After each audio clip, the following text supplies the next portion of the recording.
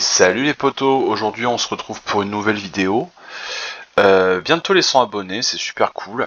En ce moment petite baisse de rythme parce que étrangement j'ai beaucoup de boulot, donc c'est pas évident. Aujourd'hui on va partir sur un petit how to play sur une faction que j'affectionne particulièrement, c'est un peu ma main faction en Grimdark. C'est l'HDF, voilà, l'Human Defense Force. Donc l'Human Defense Force, c'est une faction qui propose pas mal de styles de liste, donc je vais essayer de pas être trop exhaustif.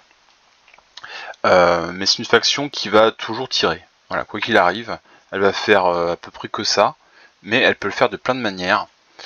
C'est une faction qui a été placée assez bas dans le classement de la tier list, parce qu'elle a pas mal de petits défauts, peut-être on pourrait dire des particularismes, mais déjà sa faible qualité, hein, souvent, l'absence d'une magie efficiente, on n'a pas vraiment d'unité, même on n'a pas d'unité élite, une absence totale d'AP4, enfin voilà, j'en passe, vous irez voir la vidéo.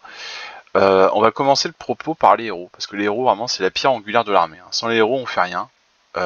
Pour moi surtout le compagnie leader qui lui est auto-include. C'est vraiment le héros à jouer absolument.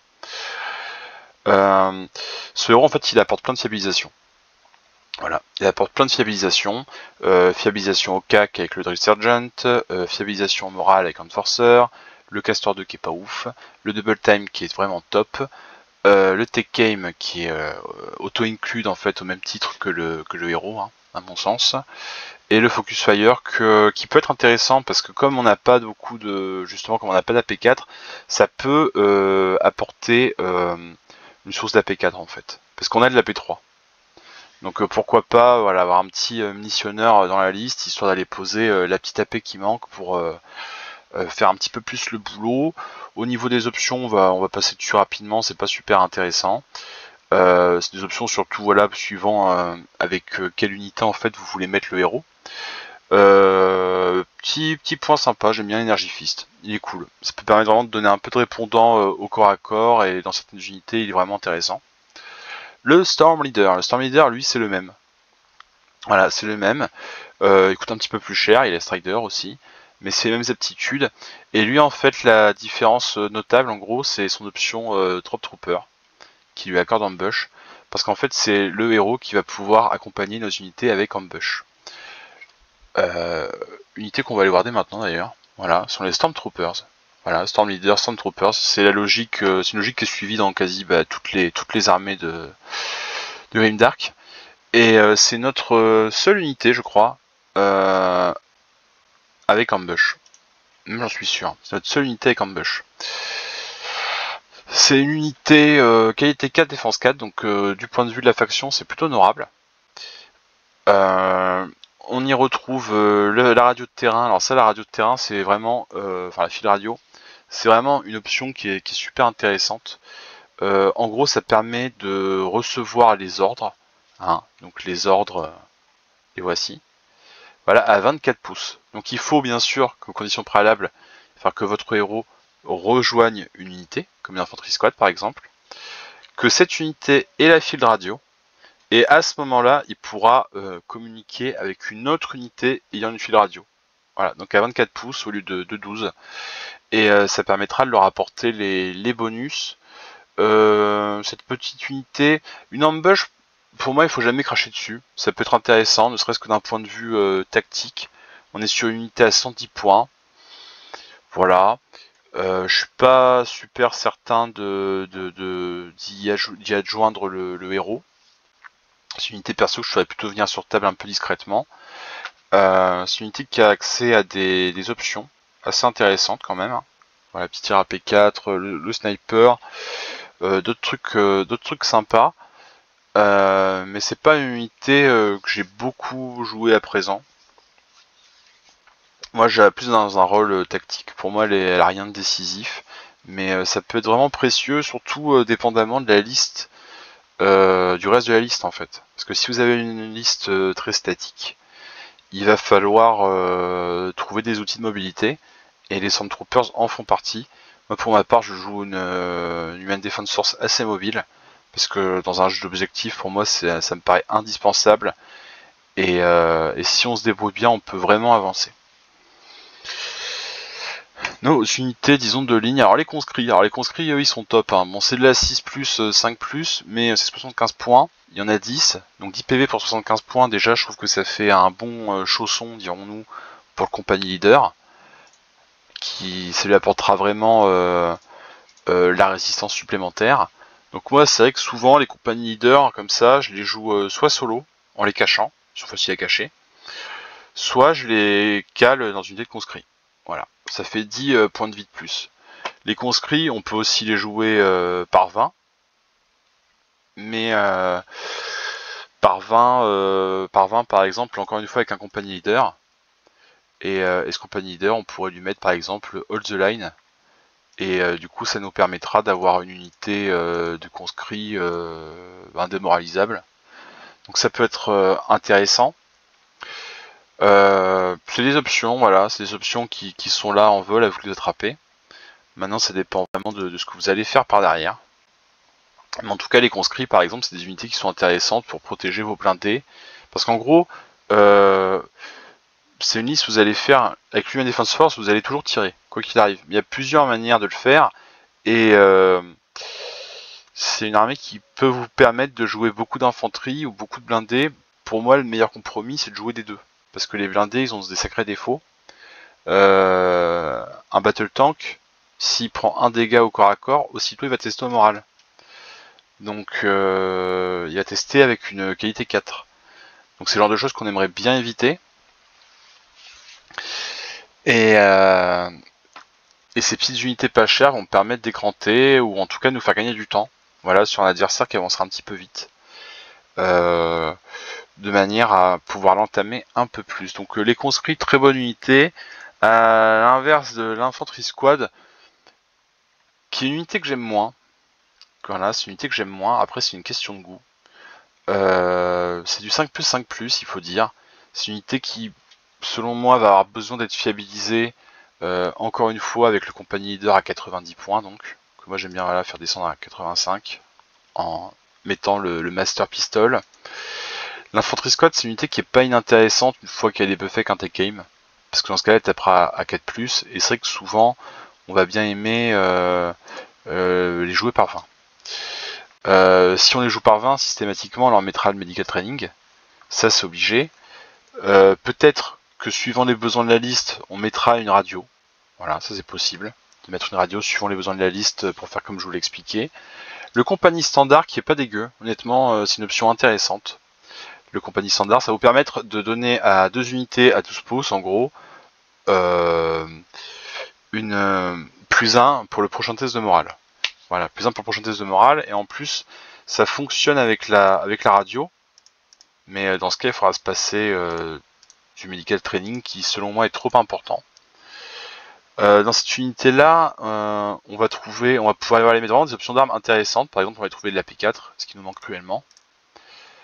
On pourra en mettre 2. Et ça c'est vraiment une particularité de l'armée, on va pouvoir y mettre en fait des weapon team. Donc les weapon team, voilà, un mortier, une mitrailleuse lourde, un lanceur de missiles, un canon laser, un canon automatique. Donc vraiment, à ce moment-là, ça devient intéressant parce que c'est des unités, ça, qui sont aussi 5+, 5+. Donc ça va vous permettre d'avoir vraiment un paquet. Voilà, vous pouvez en mettre une dans chaque. Donc, par exemple, on pourrait, voilà, tiens, admettons, ça va être TKP2, pourquoi pas. Voilà, là vous aurez 20 infanterie squad plus 2 autocanons. Donc ça devient assez énervé, hein, avec la régénération bien sûr, avec la compagnie standard qui va permettre de fiabiliser au moral ce qui est autour. Ça peut faire une unité vraiment intéressante. Par contre, ça devient un petit peu cher. Moi, j'ai déjà joué des configurations. Je m'étais inspiré d'une liste que j'avais modifiée. C'était une liste qui était passée sur le Discord au PR France. Elle avait été partagée par Jaminis. C'était une liste d'un de ses amis. Je l'avais un peu retouché et j'avais joué cette infanterie squad en gros pack et c'était franchement assez intéressant. Par contre, moi vraiment ça me fait peur quoi. Jouer de la défense 5 Bon, ça va, ils sont 20 et puis il y a la régénération, mais ça peut aussi assez vite s'envoler, donc c'est un risque à prendre. Mais il y a moyen de faire une unité très très violente, hein. Parce que là, c'est déjà 20 tirs à qualité 4 grâce au compagnie leader, plus 6 tirs à P2. Par exemple, je choisis cette arme, mais il y en a d'autres qui sont vraiment cool. Plus les armes spéciales, il y a moyen vraiment de faire une unité qui est assez violente. Donc l'infanterie squad qui est pas mauvaise, seulement moi perso, en fait, je manque vite de place dans mes listes. Donc c'est vrai que c'est une unité qui me dérange un peu, et j'ai plutôt besoin de sacrifiables, puisque pour ma part, je vais plutôt jouer des battle tanks. Les weapon teams. Les weapon teams, ça peut être intéressant aussi. En gros, voilà, ce sont les armes qu'on retrouve là dans les régiments. Ce sont les armes régimentaires, mais par 3. Encore une fois, là où il y a un petit souci, c'est qu'il va falloir fiabiliser toujours la qualité, parce que qualité 5+, vous n'allez pas faire grand chose. Mais donc il va falloir qu'un compagnie leader soit là et puisse poser des ordres. Donc ça, c'est vraiment... Le compagnie leader, c'est une ressource importante. À demi-point, vous en aurez 3. Vous allez en avoir 3, donc 3 take-aim. Donc, si vous excédez 3 unités à fiabiliser, il y en a forcément qui vont tirer avec une qualité, voilà, une qualité 5, probablement. Donc, j'espère que la chance est avec vous. Donc voilà, les weapon teams qui peuvent être intéressantes, hein, pour faire des unités qui envoient pas mal de patates. Parce que là, c'est quand même 3 weapon teams. Hein. Donc là, par exemple, c'est 9 attaques à P2. Ça coûte 130 points, mais il y a le compagnie leader à envisager derrière, donc c'est un peu plus cher qu'il n'y paraît. Mais voilà, c'est pas dégueu. Les vétérans. Bah, les vétérans, voilà, qualité 4, défense 5, mais on peut monter leur défense pour en faire des 4-4, et du coup ils deviendront un petit peu le pendant des... Ils vont devenir un petit peu comme des Sandtroopers, sauf qu'ils n'auront pas l'ambush ni le strider. C'est une unité qui va pouvoir faire comme toutes les autres, hein. Voilà. Mais ça peut permettre de jouer quelque chose de plus MSU peut-être, avec des petites escouades de vétérans par 5 avec leur arme régimentaire et puis le medical training. Et à ce moment-là, par exemple, ça explique aussi l'option défense 1 du compagnie leader. Ça permet, voilà, de se mettre sur la même défense que ces gars-là, par exemple, si on leur donne à eux-mêmes l'option. Il y avait la démo charge qui était top. Elle est devenue limitée. Ça, la démo charge, c'est vraiment pas mal. Ça permettait de d'avoir une unité qui est hyper énervée au corps à corps, en fait. Voilà, c'est intéressant. Les Special Weapons. Les Special Weapons, c'est un peu le même principe que les Weapons Steam. Parce que là, c'est des armes à la main, quoi, en gros. Donc, ça va nous permettre d'avoir des dealers d'AP4, par exemple. Ce qui nous manque cruellement, mais ça va nous permettre aussi, ouais, d'aller chercher simplement de l'arène, de l'AP4 d'Elite 3, du Blast 3. C'est de la petite portée pour beaucoup de ces armes. Donc ce qui peut être intéressant, c'est de les embarquer. Voilà, de les embarquer dans un light APC par exemple, ou même dans un gunship. Dans un gunship, ça peut être rigolo. Vous en embarquez des escouades et vous les faites tomber et bam, quoi, vous balancez des coups de lance-flamme ou quoi. C'est une unité qui tactiquement est assez intéressante, mais encore et qui est relentless. Donc ça va vous permettre, voilà, sur les 6 d'avoir une touche supplémentaire. C'est pas dégueu. En revanche, on est toujours sur du 5+. 5+, 5+. Donc encore une fois, une unité très fragile et peu fiable. Donc il va falloir investir pour la fiabiliser. Et tous ces investissements pour fiabiliser, on peut pas les faire à l'infini. Donc à un moment, ça devient vraiment un poids en fait qui pèse sur la liste. La Sniper Squad. Scout et Stealth, c'est des snipers. Les snipers, c'est super intéressant, c'est super important. Je pense même que ça peut être indispensable. Le sniper, il va vous permettre vraiment, par exemple dans un match miroir, votre adversaire, voilà, il a cette unité de conscrit qui est très solide au moral parce qu'il y a the line. Et bien avec vos snipers, vous allez pouvoir cibler spécifiquement ce héros et le tuer. Et du coup, votre adversaire va se retrouver avec une unité juste à 6+ en fait de morale. Ça vous permet d'aller pareil tuer un héros avec TKM par exemple, qui est vraiment qui synergise toute l'armée. Ça va vous permettre aussi d'aller tuer le petit gars qui tient le petit docteur. Voilà, parce que c'est Ziz modèle, hein, et son unité. Donc si vous tuez, vous dites voilà je cible le medical training, et bam, l'unité va perdre la régénération. Donc les snipers c'est vraiment quelque chose d'intéressant. C'est une unité qui est encore une fois très tactique et qui avec son mot-clé sniper va toucher sur du 2+. Voilà. Donc c'est vraiment très intéressant. Les ogres j'adore. Les ogres j'adore. Fearless, Furious, Courage 3, qualité 4, défense 4, 190 points, c'est pas excessif. De base, ils ont un Blast 3, j'entends souvent du mal. Moi, honnêtement, je trouve que c'est pas mal. Des fois, t'arrives sur une liste, t'aimerais bien avoir une unité, il te manque un petit peu de blast et tout, mais en même temps, tu te ferais une unité qui puisse un peu encaisser au corps à corps. Bah, je trouve que c'est un compromis intéressant. D'autant plus si tu poses le combat shield, qui va lui accorder shield wall, donc plus 1 de défense supplémentaire contre tout de touche qui n'est pas un sort. Donc ça vous permettra de défendre à 3+. Voilà. À 3+. Et et maintenant, ah oui d'accord, et maintenant c'est en remplacement du mini GL, ok. Ok, parce qu'avant on pouvait mettre le shield wall mais garder le mini GL. Bah écoutez, c'est pas grave, dans ce cas-là, on ira chercher les bâtons. Voilà, les bâtons, les chocs bâtons qui apportent de la rend, super intéressant. Ou bien les bâtons qui apportent de la P2, c'est intéressant. Donc on ira chercher voilà l'un ou l'autre. Mais c'est une très bonne unité qui va vous ouvrir la voie ou que vous allez placer en contre-charge en fait, et de manière à dire à l'adversaire tiens bah si tu me charges cette unité, eux ils vont venir te charger aussi. Donc est-ce que tu gagnes? Ça peut être intéressant de mettre en balance le gain et les pertes hein, pour votre adversaire. Des fois ça le dissuade. Ou sinon bah juste les mettre en opposition. Voilà, le gars veut te charger ton battle tank, tu t'avances à fond tes ogres et tu te mets devant en barrière et il sait qu'il va maintenant devoir faire face à une unité qui est résistante, qui a beaucoup de PV, qui ne craint rien et qui sera furieuse à la charge, donc ça peut vraiment le faire réfléchir. J'aime beaucoup les ogres, de même que j'apprécie beaucoup la Cavalry Squad. Alors ça c'est une unité à l'époque qui était complètement monstrueuse, hein. C'était vraiment hyper puissant, elle a beaucoup perdu, mais elle garde quand même un gros intérêt, la Cavalry Squad. La Cavalry Squad déjà elle a l'impact, donc impact 1, donc c'est par modèle, hein. Donc en gros elle a 5 d'impact. Ils ont lance, donc plus 2 AP quand ils chargent. Certes c'est du 5+, mais déjà l'impact c'est sur du 2+, donc déjà il y aura 5 touches d'impact à passer, plus les attaques de lance qui feront du coup de la P3 sur une unité à 90 points, c'est franchement pas cher. On peut même aller chercher des petites options.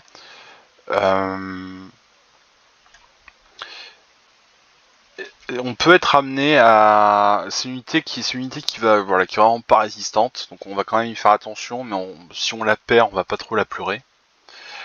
Et c'est une unité moi que j'aime bien jouer par 10. Voilà, par 10. Puis je trouve que c'est sympa lui adjoindre un compagnie leader. Voilà, vous le mettez sur la monture, vous lui mettez l'énergie fist, et vous lui mettez par exemple le battle drills. Et je trouve qu'on a un truc pas mal, hein. Une unité qui va balancer quand même du coup 21 impacts, 10 attaques AP3 et 2 attaques AP4 pour 255 points.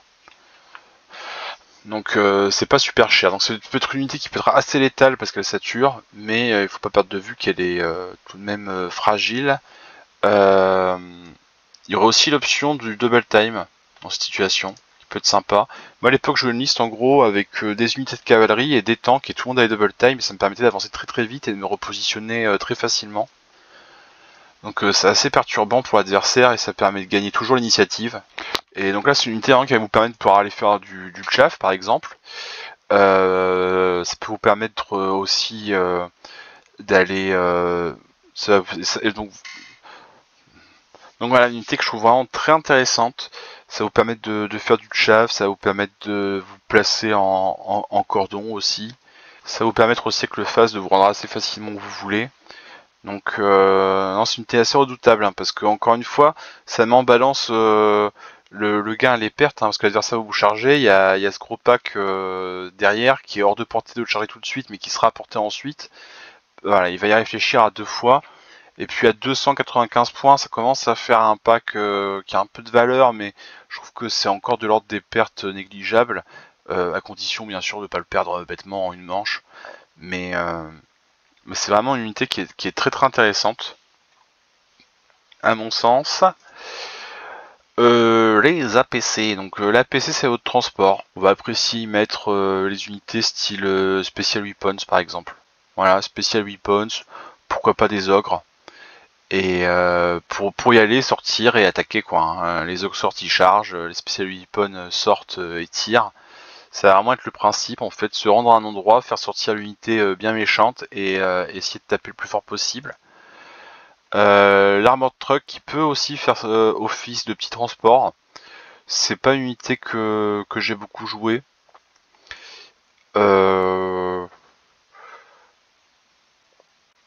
C'est une unité honnêtement, je sais pas trop comment la juger parce que c'est vrai qu'en général il me reste pas trop la place et j'ai jamais ressenti l'intérêt au final de la jouer cette unité. Donc c'est peut-être pas une si bonne unité que ça, mais il y a des armes hein, intéressantes hein, quand même, hein, parce que là les Taurus missiles c'est pas dégueu quand même. 3 attaques AP2 Locon, mais ça vient peut-être un petit peu cher quand même.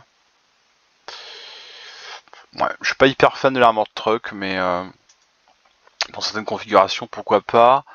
L'attaque vehicle. L'attaque vehicle, pareil, je suis pas un grand fan moi. Ces petits véhicules là, l'armored truck et attaque, je suis pas hyper fan parce que je trouve pas ça mauvais, mais j'ai l'impression qu'il y a toujours mieux à mettre en fait. Donc de fait, je les joue pas. Le battle tank. Alors lui c'est un petit peu la star. C'est un petit peu la star de l'armée. Le battle tank, voilà, il y a beaucoup d'options, donc on peut l'équiper pour réaliser plein de missions. C'est qu'en général, il y a la version, voilà, c'est un petit peu mon classique. C'est la version anti-tank canon, donc un tir à P3 DD6 à 30 pouces, avec les Tunis Fusion Rifle, le canon laser, hein. Et moi j'aime bien mettre stealth. Et même des fois je m'offre le petit missile parce que je me dis quitte à faire des dépenses autant y aller à fond. Donc là ça fait un tank qui a 520 points. Je trouve que le stealth vraiment est intéressant. Longtemps je l'ai pas joué le stealth parce que je me suis dit quand même défense de plus. 12 PV, mais le stealth c'est vraiment embêtant pour votre adversaire quoi. Vous allez pour faire sauter le stealth, il faut être dans les 9 pouces. Et vous allez toujours maintenir très facilement votre adversaire au-delà de 9 pouces. Donc déjà au niveau de tout ce qui est tir, ça vous apporte une protection supplémentaire. Et il y a certains match-ups où c'est super intéressant parce qu'on n'est pas la seule armée à avoir du qualité 4+, et du 5+ en masse. Donc contre d'autres armées, pareil, ce -1 to hit, il va vraiment être gênant. Donc je trouve que c'est vraiment intéressant. Et le double time que je trouve vraiment top, en paire, hein, vraiment en paire, c'est-à-dire avec un autre battle tank qui fait la même chose. Je trouve que c'est encore une fois un moyen d'augmenter votre survivabilité, votre souplesse tactique dans le jeu et votre mobilité bien sûr. Bien sûr, hein, tout ça c'est la mobilité. Donc c'est très important et d'autant la mobilité c'est d'autant plus important que des fois on va avoir tendance à avancer un petit peu tour 1 puis commencer un peu à reculer et à un moment il va falloir vite réavancer pour aller chercher les objectifs. Donc il faut pas perdre de vue tout ce tempo. Donc le double time il permet vraiment de jouer à ça. Et ça permet voilà, toujours de tromper en fait l'adversaire sur les distances. Hein. Il se dit ça y est c'est bon je suis arrivé, tac non je me retire. Ou des fois vous exposez beaucoup d'unités, il se dit à quel aubaine, il a beaucoup exposé son unité et puis là derrière il a fait quelques mouvements pour jouer en conséquence et vous le décalez de 6 pouces et il se retrouve dans le vent. Donc c'est vraiment intéressant. On a d'autres options d'armes bien sûr. Les autres options d'armes sont intéressantes. On va pouvoir y trouver des gros tirs de blast, on va pouvoir trouver de la P2, qu'on pourra peut-être même faire passer à P3 avec l'aptitude du du compagnie leader, mais dans ce cas-là il faudrait un compagnie leader pour donner plus 1 AP et un autre pour donner plus 1 qualité, parce que je trouve que c'est vraiment dommage de jouer le Battle Tank avec cette qualité native à 4+. Hein. Moi quand je joue le Battle Tank il tire toujours à 3+, parce que je lui accorde toujours le bonus de Tech Aim. Je trouve que c'est vraiment indispensable. Donc voilà quoi, les options du Battle Tank, il y a de quoi répondre à peu près tout ce qui se présente. Le Heavy Battle Tank, il m'embête toujours un peu.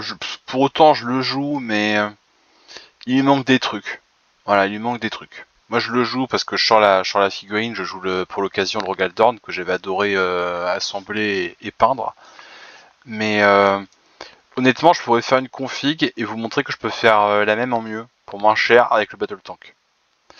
Mais bon, il a 3 PV de plus. Voilà quoi, il peut-être il est sympa dans l'ensemble contre des packs d'infanterie, mais je pense honnêtement que le Battle Tank est mieux. Après, faites comme moi, faites-vous plaisir et jouez-le, mais c'est ce Battle Tank, il lui faudra un petit rework. Vraiment. C'est dommage qu'il puisse pas avoir stealth, c'est dommage qu'il puisse pas avoir double time ou même le strider. C'est dommage qu'il ait peut-être pas un peu plus d'options d'armes, ou peut-être qu'il est un peu trop cher par rapport à ce qu'il propose nativement. Voilà, c'est un petit peu ça. Puis il a un profil un peu hybride, quoi. C'est quoi que vous fassiez, il fera toujours. Vous voyez, c'est toujours un petit peu bâtard, quoi. Ce qu'on peut faire avec, c'est.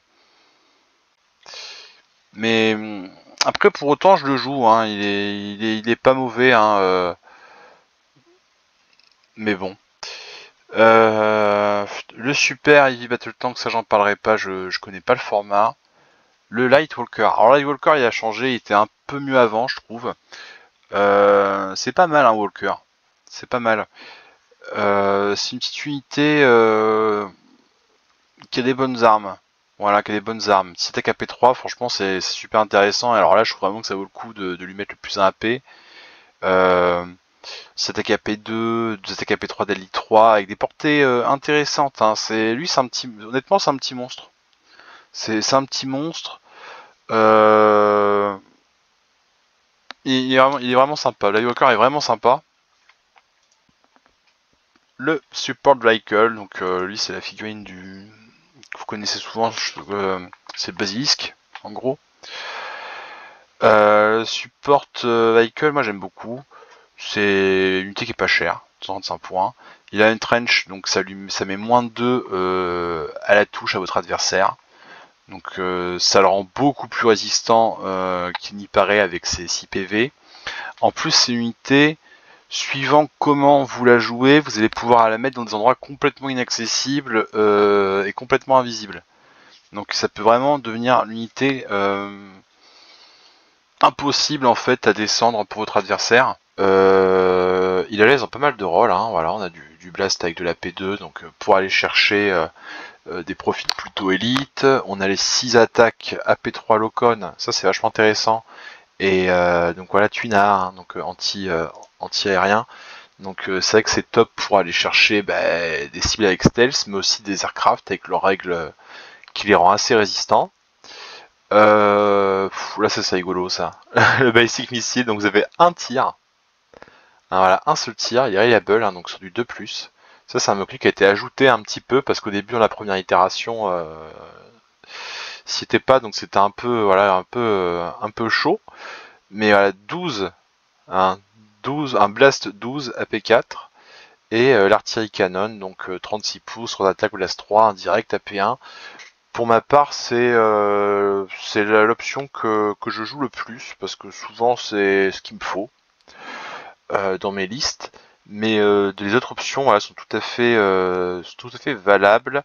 Je pense que ce que fait l'Eagle Rocket, j'aurais peut-être tendance à aller le chercher sur en équivalent sur un battle tank ou quoi, mais pourquoi pas, c'est vraiment intéressant. Et alors le twin à la canon, vraiment, lui il est unique. Hein. Il est unique et très très intéressant, et si on lui ajoute un petit AP1 grâce à l'aptitude qu'on a vu précédemment, ça nous fait un bon dealer d'AP4 quand même. Et encore une fois, c'est une unité qu'on voudra fiabiliser avec un compagnie leader doté de la compétence Tech Aim. Les fils d'artillerie, alors les fils d'artillerie c'est sympa aussi. C'est un peu comme le support vehicle, même s'il y a certaines options d'armes, on va dire qu'on n'y retrouve pas. Mais il y a des options qui sont hyper intéressantes là aussi, parce que pour 200 points en gros, c'est un dealer de Deadly 6. Donc une attaque à 36 pouces à P3 Deadly 6, c'est vachement intéressant. Ça peut vous donner du blast. C'est intéressant aussi. En plus j'aime bien quand c'est speed comme ça. Là, je préfère 3 x 3 plutôt qu'une fois 6 ou enfin les comptes ne sont pas bons, mais enfin on se comprend. Ça permet de fiabiliser et ça peut permettre d'envisager par exemple de tirer avec la qualité 4. Parce qu'on se dit bon ben voilà, je fais 3G, je vais peut-être on va dire sur optimiste en réussir 2. Donc il y aura peut-être pas forcément besoin d'aller fiabiliser. Et puis là voilà, on a le fil canon de base qui est pas dégueu. Il y aurait une troisième attaque, ce serait mieux par rapport à la qualité, mais c'est pas dégueu, ça peut permettre d'aller chercher de l'élite. Et ces petites unités, très résistantes aussi, hein, parce que quand même défense 2, il y a que 6 PV ok, mais c'est un trench, donc encore une fois, moins 2 pour être touché. Donc ça va être très sensible au CAC, bien entendu, mais tant que ça se tient à distance des unités, ça va être beaucoup plus costaud que le profil ne le laisse envisager. Et on va finir sur les aircraft. Alors les aircraft, j'en ai joué. J'en ai joué avant. C'est-à-dire qu'avant, on avait le choix. Au niveau du déplacement, c'était pas tout à fait la même chose dans les portées. On avait le choix, je crois qu'on pouvait les déplacer de 18 ou de 36. Maintenant, je crois que c'est toujours de 36. Il faudra aller vérifier. Ouais, maintenant, c'est voilà, entre 30 et 36 pouces. Alors qu'autrefois, on pouvait le déplacer entre 18 et 36 pouces. Donc c'est intéressant. Les aircraft, je pense qu'avant de les jouer, il faut beaucoup les théoriser. Tout simplement, il faut les placer dans un rectangle, dimension d'une table, et se dire, voilà, dans ce rectangle, comment se comporte mon aircraft, et comment j'ai envie qu'il se comporte. Parce que clairement, pour le maintenir le plus longtemps possible sur la table, on peut le jouer sur une longueur. Voilà. On peut le jouer sur une longueur de table. On peut envisager aussi de le jouer sur la diagonale. Ça, c'est vraiment les deux options qui permettent à l'aircraft de rester un maximum sur table. Ou on peut le jouer bien sûr sur la largeur, mais dans ce cas-là, l'aircraft il va être présent 2 tours sur 4. Alors que dans la longueur, je suis même pas certain qu'il quitte la table un jour. Mais s'il la quitte quand même. Alors que ouais, en longueur et en diagonale, il quittera la table qu'un tour en fait. Qu'un tour. Après que l'unité soit absente un tour de la table de jeu, moi je le relativise parce que en fin de compte, toutes les unités sont absentes un tour. Souvent, les unités au tour 1 peuvent pas faire grand chose, ou sinon, en fin de partie, tour 4, elles ont fait ce qu'il y avait à faire dans leur secteur, il n'y a plus rien, elles se retrouvent dans le vide. Donc, moi je trouve pas ça problématique. Ce que je trouve super intéressant avec l'Aircraft, c'est bon déjà encore une fois hein, c'est une unité qui a que 6 PV mais elle est beaucoup plus résistante qu'il y paraît parce qu'avec l'Aircraft en gros déjà il a moins 1 pour être touché et puis il met moins 12 à la portée des armes adverses. Donc bien souvent pour toucher l'Aircraft il faudra être au pied en fait de l'Aircraft. Donc ça c'est intéressant. D'ailleurs pour péter un aircraft, comme il doit se déplacer entre 30 et 36, des fois le plus simple c'est de l'attendre sur son prochain point d'arrivée en fait. Parce qu'il ne peut aller que tout droit. Ça c'est le petit tips. Et ce qui est intéressant aussi c'est sa capacité à transporter des troupes. Et là ça peut être vraiment cool avec des ogres des ogres squad, bien burnés. Ça peut être vraiment cool avec les special weapons. Moi je les avais joués comme ça les aircraft en mettant dans des équipes de special weapons full quelque chose souvent. Alors j'avais fait avec du full lance-flamme. Du full lance-flamme, alors c'était un moment, donc le lance-flamme était un petit peu plus intéressant, il avait systématiquement de la paix et tout. Maintenant comme on le voit, plus forcément. Et en revanche il est reliable. mais on peut très bien le faire avec, voilà, peu importe, hein, du full rending, du full deadly. Ça, ce genre d'option d'armes, pour moi, ça dépend vraiment de ce que vous, de vos besoins en fait, de vos besoins dans la liste. Parce que clairement, s'il vous faut de l'anti-masse, bah, le lance-flamme c'est cool. Voilà, et dans ce cas-là, vous pourriez mettre dans le gunship un paquet de lance-flammes pour aller péter de la masse.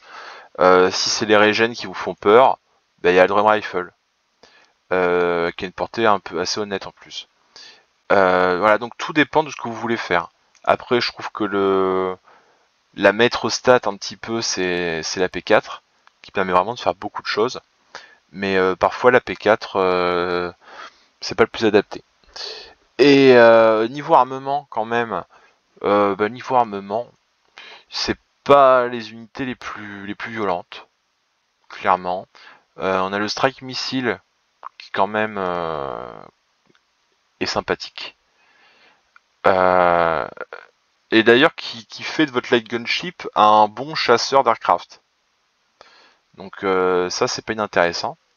Si vous êtes dans une méta où il commence à y avoir de l'aircraft, pourquoi pas, ça vous fait un vrai chasseur en fait. Et autrement, c'est un profil assez léger quoi. Mais bon, 3 attaques AP3, c'est pas mauvais. Après, vous pouvez le remplacer par la Deadly 3. Et pareil, les Twin Pod, bah, c'est pas dégueu quoi. 2 attaques Blast 3, je trouve que c'est des petites armes sympathiques quand même. Mais je n'irai pas forcément chercher l'aircraft pour ça. Et je le rappelle aussi, un aircraft ne peut pas tenir d'objectif. Voilà, et aussi à petite subtilité, c'est pas parce que c'est transport 11 que vous pouvez y mettre qu'une unité. Hein, vous pouvez y mettre plusieurs unités tant que ça rentre dans cette taille du transport 11. Donc vous pouvez y mettre plusieurs unités split. Et voilà, tour 1 en lâcher une, tour 2 en lâcher une, tour 3 en lâcher une. Enfin ainsi de suite quoi. Donc là on a une capacité de 11, donc vous pourrez mettre 3 unités, 3 unités à 3 PV. Voilà, et puis même vous avez la place pour... non. Enfin, voilà, le Heavy Gunship, c'est un plus petit transport. Il est que transport 6. Il a un équipement qui est assez semblable, hormis le Twin Laser Cannon qui là est un petit peu plus intéressant que, que le Laser Machine Gun du Light Gunship. Et vous avez... voilà.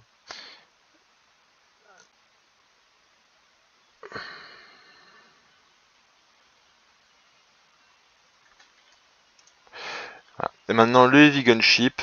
Le Heavy Gunship qui a 3 PV de plus, qui commence à être un petit peu coûteux.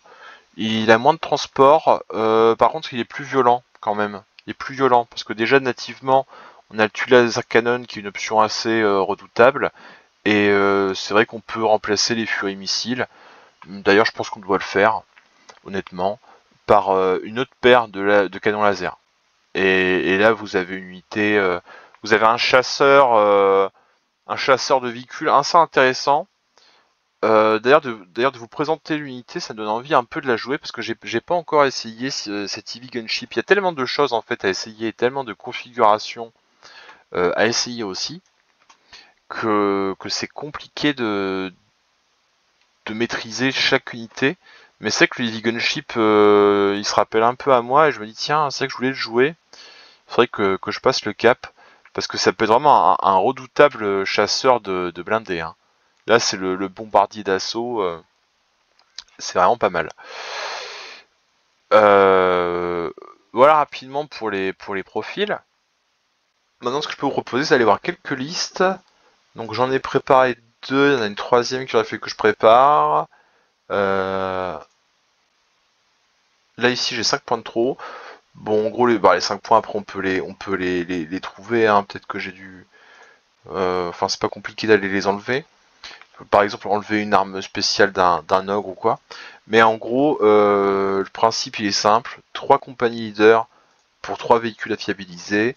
2 packs de conscrits pour apporter des PV aux compagnies leaders et éventuellement, à un moment donné, se porter face à l'ennemi pour le stopper dans son avancée ou aller sur les objectifs. Un pack d'ogres parce que j'aime bien avoir un truc quand même un petit peu en colère en en contre-charge. Ici, voilà, je lui ai mis de l'arène parce que je me suis dit pourquoi pas. C'est vrai on retrouve pas mal de régénération. Des fois, c'est embêtant, mais il y a les Eevee bâtons qui sont excellents avec la P2. Et même pourquoi pas les Eevee SMG en vérité. Alors avant, ce qui était sympa, mais ça j'ai déjà dit tout à l'heure, hein, c'est qu'on pouvait jouer les boucliers plus les lance-grenades. Moi j'aimais bien le faire, ça m'apportait un petit peu de gestion de masse quoi. Donc c'était sympa. Le support vehicle qui est là justement pour la gestion de masse avec l'excellent artillery cannon, qui est très bon dans ce rôle. Ce battle tank donc qui est là pour ouvrir tout ce qui est gros quoi, hein, parce que là c'est du Deadly 6, du Deadly 3 avec de la P4 et de la P3 avec du Deadly 3, plus le petit missile. Donc il est parfait dans ce rôle. Et l'E Battle Tank qui a apporté un petit peu de souplesse. Voilà, un petit peu de souplesse parce qu'il a un tir à P4 Deadly 3, c'est sympa. Il a pas mal de tirs avec de la P2 ou de la P1, il a un petit blast. Ça peut toujours être agréable quoi. Il trouvera toujours des cibles. Voilà, il trouvera toujours des cibles. Là où des unités comme le Support Vehicle ou le Battle Tank, à un moment peuvent se trouver à court de cibles justement. Donc d'ailleurs il faut y penser quand on joue des armes blast par exemple, c'est que suivant la liste en face, rapidement vous pouvez vous trouver sans cible valable. Voilà, donc pourquoi pas jouer à la place le Tunana Cannon par exemple, qui lui, il n'y a pas de souci, il aura des cibles toute la game. Donc c'est vraiment une option intéressante. D'ailleurs, ça m'étonne de ne pas avoir trop envisagé cette option, puisque c'est vrai que ça coûte un petit peu plus cher peut-être auparavant. Mais voilà, une option très intéressante. Je fais un test. Et en plus, oui, le Tunana Cannon, comme je disais tout à l'heure, il permet d'aller déglinguer du volant ou des unités en trench ou des unités avec stealth. Donc ouais, c'est une belle petite option, honnêtement. Ouais, pourquoi pas. Et puis ça nous libère quelques points. Ça peut permettre d'aller chercher, écoutez, pourquoi pas un Strider, hein, c'est pas inintéressant. Peut-être se payer un Heavy Machine Gun ici, ou même quelque chose en plus sur sur un de vos compagnies leaders, hein, peut-être un petit point énergétique pour lui donner un peu de punch. Donc ça c'est ma liste classique. Donc en termes de jeu, en général tour 1 c'est très fond de table. Souvent tour 2 je peux être amené, enfin très fond de table. En vérité souvent tour 1 je vais un petit peu m'avancer.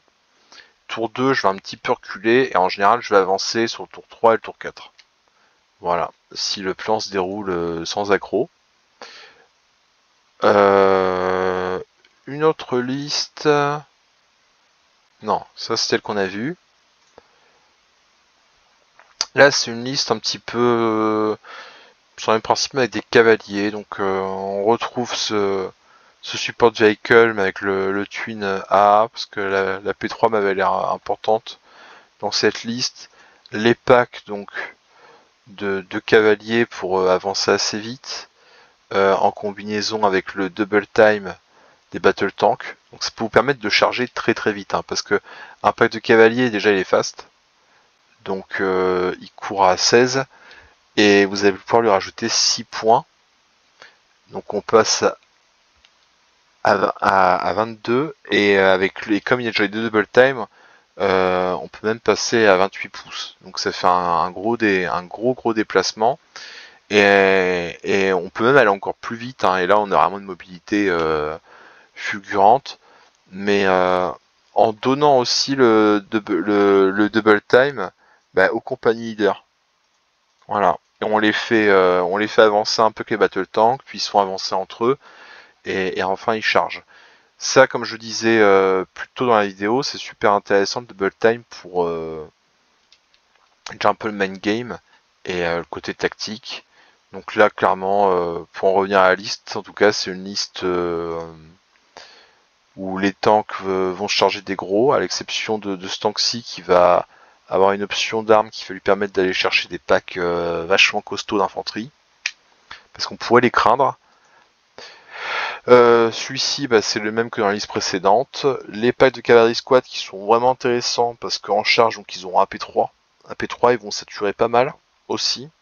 Et je les ai mis en tech aim. Voilà, je les ai mis en tech aim. Déjà, il y a lui tout seul qui est en tech aim. Lui restera dans le fond, sûrement à côté du support vehicle.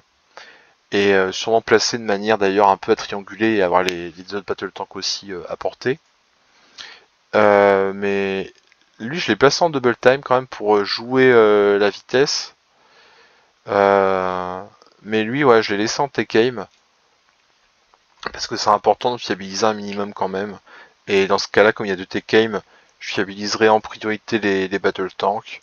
Puis je laisserai un petit peu se débrouiller le support vehicle qui, voilà, comme quand même il balance 6 attaques, il a de bonnes chances d'en réussir une partie. Donc là, c'est une liste très mobile. Hein. C'est une liste très mobile parce que bah, déjà les tanks ont fast et puis la cavalerie aussi, donc ça va aller très vite, très loin. Pensez-y quand vous équipez par exemple un compagnie leader. Si vous allez cliquer directement sur l'énergie fist, vous ne pourrez pas profiter de la réduction Master Pistol. Donc par exemple, prenez la réduction et ensuite équipez énergie fist. Donc ça c'est une liste très sympa. Je l'ai pas mal joué. Je fais de très bons résultats avec. C'est vraiment bien. Attention aux cavaliers, ils sont pas faciles à cacher, ils sont très fragiles. Après ils vont vite mourir, mais ce serait bien. Vous aurez jamais de regrets s'ils sont morts après avoir chargé au moins une fois. Voilà. En revanche, s'ils meurent sans avoir rien fait, bah là forcément c'est un petit peu la déception. Voilà. Après on peut aussi envisager des listes plus gunline où vraiment on va garder le fond de table et s'avancer en toute fin pour aller chercher les objets. Dans ce cas-là, on peut se faire plaisir sur de la file d'artillerie, des choses comme ça, puis pas mal de trucs sacrifiables en fait à mettre devant. Donc peut-être chercher à moins fiabiliser les unités qui vont tirer, pour aller renforcer le moral éventuellement d'unités comme des conscrits, pour les envoyer face à l'ennemi, gagner un max de temps. Voilà, autre chose, il y a une liste que j'avais eu l'occasion de tester, alors je l'avais un petit peu modifiée, mais je trouvais qu'elle était vraiment pas mal. C'était la garde invaincue d'un ami de Geminis, donc c'est une liste qui avait performé dans un tournoi du côté de chez eux. Et d'ailleurs, j'ai mémoire, Geminis, si tu nous écoutes, que tu passes les vacances non loin de chez nous, donc j'espère qu'on aura l'occasion de se rencontrer. Et là, le principe, bah déjà voici la liste, alors elle doit plus trop être à jour du côté du coup en point. Moi, je l'avais un petit peu modifié. J'avais viré le Battle Tank, que je trouve un petit peu cher pour son rôle. J'avais mis 2 fils d'artillerie d'Hélicis à la place. Et j'avais rajouté des petits upgrades ici et là. Et je crois que oui, du coup, je perdais un double time. Donc, des compagnies là, on avait 1, 2, 3. Du coup, j'étais allé rajouter peut-être. J'étais allé ajouter un double time, voilà, sur ce compagnie leader, parce que je trouve que le Battle Drills, je trouve que c'est pas ouf, quoi. Donc, voilà, j'avais fait ces petits ajustements. Et franchement, waouh, c'était violent. C'était violent. J'avais rajouté des armes régimentaires aussi dans Infantry Squad. Je m'étais dit, quitte à payer un pack un petit peu cher, autant y mettre tous les œufs. Donc c'était pas mal violent. Et d'ailleurs, Geminis qui nous avait partagé le Tactica de son collègue, quand il nous avait dit, voilà, il y a 3 axes principaux sur ma liste, à avoir le maximum d'unités possible pour jouer plusieurs activations d'affilée en fin de tour, la chimère pour la mobilité, la capacité à envoyer la bonne escouade au bon endroit et surtout 2 double time sur le tank et le leader pour accroître la mobilité. Au déploiement, je mets les lance-flammes dans la chimère et laisse les fuseurs et au gain pas loin, le tout à couvert. Au début, il s'agit de faire agir les unités inutiles comme les conscrits pour laisser l'adversaire avancer sans lui laisser de cible juteuse au premier tour. On peut utiliser un double time sur les fuseurs ou les ogrines pour les faire embarquer dans la chimère, la faire bouger puis débarquer. L'escouade pour attaquer une cible éloignée ou sur un flanc. À faire typiquement en fin de tour, il faut essayer de perdre le moins d'unités possible au début. Ça, c'est plus ou moins logique dans toutes les armées, mais c'est vrai que c'est particulièrement vrai pour des armées aussi fragiles que l'HDF. Voilà, donc pour appuyer les PV au tir, puis envoyer les ogrines pour finir le travail. La chimère a de bons tirs pour faire des tests de morale à l'infanterie au blindé. Voilà, je vous laisse terminer de lire tranquillement. Mais en gros, c'est une liste un peu où il faut chercher à prendre le rythme. Voilà, parce que vous avez beaucoup d'activations. Donc vous essoufflez en quelque sorte les activations de l'adversaire. Vous terminez par vos trucs importants sereinement. Vous avez cet avantage tactique du double time et les unités à bord des transports. Donc c'est vraiment très intéressant, quoi. Ça va vous permettre de... C'est très technique. Et déjà, ça permet un peu de cacher votre jeu. Voilà, c'est un peu une main de poker, quoi. Donc vous allez prendre déjà un avantage là-dessus. Et ensuite, bien entendu, il y a des unités quand même qui sont là pour faire le boulot. Avec donc les special weapons qui sont vraiment intéressantes et qui pour le coup auquel tirent à 5+, mais franchement pour leur coût dérisoire, on, on regrette pas. On le regrette pas. Et puis bon, les OC qui sont excellents bien sûr. Alors moi comme je disais, j'ai fait mes petites modifs. J'avais mis deux fils d'artillerie Deadly 6 et donc le double time là ici. Et c'est une liste qui avait très bien fonctionné. Donc ça c'est vraiment un principe différent que ce que j'ai pu proposer pour jouer l'HDF. C'est la manière la plus classique, je dirais, en fin de compte, de jouer l'HDF. Et ça fonctionne très bien. Tiens, j'aurais pu aussi évoquer une liste intéressante qu'on avait vue à l'occasion. Alors, je vais pas le retrouver, mais c'était Balance ton dé. Tourne à Balance ton dé en région parisienne. C'était une liste HDF avec 3 aircraft. Et 3 aircraft, et je crois qu'elle est montée sur le podium cette liste. Donc c'est intéressant aussi. Hein. Moi j'ai toujours eu foi dans les aircraft, mais apparemment je suis pas le seul. Donc il y a de tout pour s'amuser chez l'HDF. C'est à vous de faire parler votre imagination. Est-ce qu'on n'avait pas créé un épinglé d'ailleurs? Je vous recommande d'ailleurs le Discord, du coup One Page Rules FR. Ça va vous permettre de rencontrer des gens autour de chez vous. Hein. On a des salons pour ça. Donc voilà, celui qui me concerne à l'Occitanie. C'est que la partie immergée de l'iceberg. Hein. Il y a plein de gens qu'on sait qu'ils existent, mais qui sont pas sur le Discord, parce qu'on commence quand même à être assez nombreux dans toute la France. Et ce Discord, il peut vous permettre d'échanger sur le jeu, mais d'échanger avec des personnes surtout. Donc, je ne vous le recommande que trop vivement. Et là, pour l'été, ça risque d'être un petit peu délicat niveau débit de vidéo, mais pour la rentrée, en tout cas, je pense pouvoir m'engager sans souci sur pas mal de contenus. Des contenus que je ferai tout seul et des contenus que je ferai avec Gab et puis avec des invités bien sûr. Il y aura quelques tutos, déjà quelques tutos modélisme sur de la création de décors parce que c'est un truc qui me tient à cœur. Il y aura des short stories toujours parce que je trouve ça sympa même si c'est pas tellement ce qui fait de l'audience, mais si l'objectif c'était l'audience, je ferai des vidéos sur Fortnite, clairement. Et peut-être des tutos peinture aussi, mais ça je pense que d'un point de vue matériel ça risque un peu de coincer. Mais voilà, il y aura des tutos, il y aura du rapport de bataille, il y aura du rapport de bataille narratif surtout. Et il y aura plein de bonnes choses. Donc toutes ces bonnes choses en tout cas c'est certain pour la rentrée. Peut-être avant si j'arrive un petit peu à me sortir du trou parce qu'en ce moment c'est vrai que je suis pas mal débordé. Et là-dessus j'espère que ce petit how to play vous aura plu et vous aura donné envie surtout d'explorer de nouvelles manières de jouer l'Human Defense Force ou même de jouer certaines unités en particulier. Donc je vous dis ciao et à bientôt les potos.